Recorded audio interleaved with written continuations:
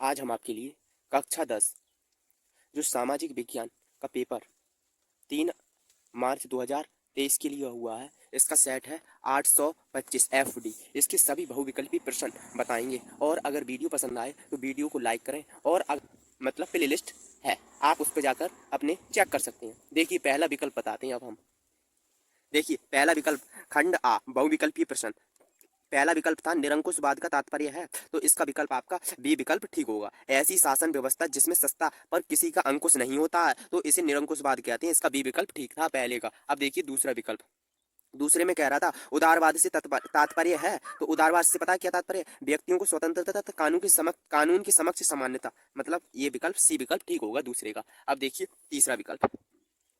तीसरे विकल्प में कह रहा था जलियांवाला बाग कांड में गोलियां किसने चलवाई थी? तो जलियांवाला बाग में गोलियां जनरल डायर ने चलवाई थी। इसका डी विकल्प ठीक है तीसरे का। अब देखिए चौथा विकल्प। चौथे विकल्प में कह रहा है जर्मनी के एकीकरण में मुख्य भूमिका किसकी थी? ऑटो वॉन बिस्मार्क की थी। ये विकल्प सी ठीक था आपका, पर बिस्मार्क दिया तो बिस्मार्क ही होगा, ठीक है, सी विकल्प। अब देखिए चौथा विकल्प। चौथे विकल्प में कह रहा था चोरी चोरा कांड कब हुआ था? चोरी चोरा कांड 4 फरवरी 1922 के लिए हुआ था, तो 1922 सन आपकी ठीक होगी, सी विकल्प ठीक है पांचवे का। छठा विकल्प देखिए। छठे विकल्प में कह रहा है विभिन्न स्तरों पर सत्ता का बंटवारा कहलाता है, तो विभिन्न स्तरों पर सत्ता का बंटवारा संघीय शासन संघीय सरकार कहलाता है, सी विकल्प ठीक होगा। अब देखिए सातवां विकल्प। सातवें विकल्प में क्या कह रहा है? सातवें में कह रहा है हिंदी किस प्रकार की भाषा है? हिंदी एक राजभाषा है, ठीक है, राजभाषा होगी। इसका ए विकल्प ठीक होगा। अब देखिए आठवां विकल्प। आठवें विकल्प में कह रहा है संविधान के माध्यम से महिलाओं का प्रतिनिधित्व सुनिश्चित किया गया है, तो जो महिलाओं के लिए जो पता है प्रतिनिधित्व चुना गया, मतलब सुनिश्चित किया गया है, वह लोकसभा में किया गया है। बी विकल्प ठीक होगा आपका आठवें का। अब देखिए नवा विकल्प।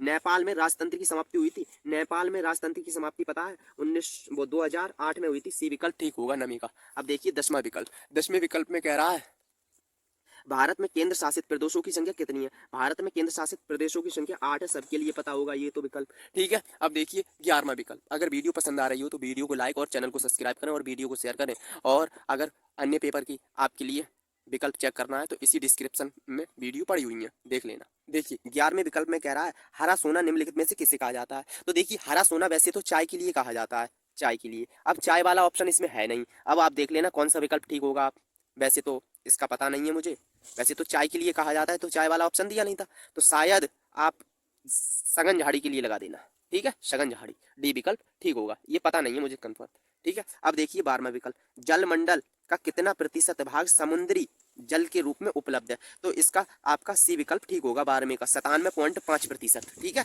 अब देखिए 13वां विकल्प। 13वें विकल्प में क्या कह रहा है? 13वें विकल्प में कह रहा है रबी की फसलों को बोने का समय क्या होता है? रबी की फसलों को बोने का समय पता है? इसका ए विकल्प आपका ठीक होगा, अक्टूबर और दिसंबर होता है रबी की फसल के लिए बोने का समय। अब देखिए 14वां विकल्प। कौन सा उद्योग चूना पत्थर को कच्चे माल के रूप में प्रयुक्त करता है? तो इसका सीमेंट होगा, बी विकल्प ठीक होगा, ठीक है। 14वें का। 15वां देखिए निम्नलिखित में से कौन सा आधारभूत उद्योग है? आधारभूत उद्योग लौह इस्पात उद्योग है, सी विकल्प ठीक होगा 15वें का। अब देखिए 16वां। सूचना का अधिकार अधिनियम कब पारित हुआ था? सूचना का अधिकार अधिनियम अक्टूबर 2005 के लिए पारित हुआ था, मतलब, ठीक है। आगे देखिए 17वां विकल्प। 17वें विकल्प में कह रहा है भारत में आर्थिक उदारीकरण की शुरुआत कब हुई? भारत में आर्थिक उदारीकरण की शुरुआत वर्ष 1991 में हुई थी, ठीक है। अब देखिए 18वां विकल्प।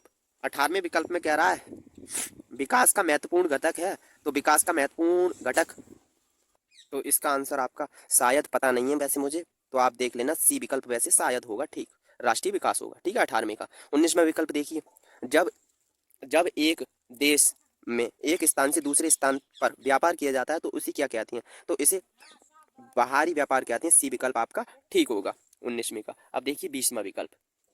पशु मृत्यु अनुपात निकाला जाता है, तो ये निकाला जाता है, ए विकल्प ठीक होगा 1000 जीवित बच्चों पर, ठीक है। ये हो गए आपके 20 विकल्प। अगर एक आध विकल्प गलत हो गया हो तो आप खुद देख लेना उसे।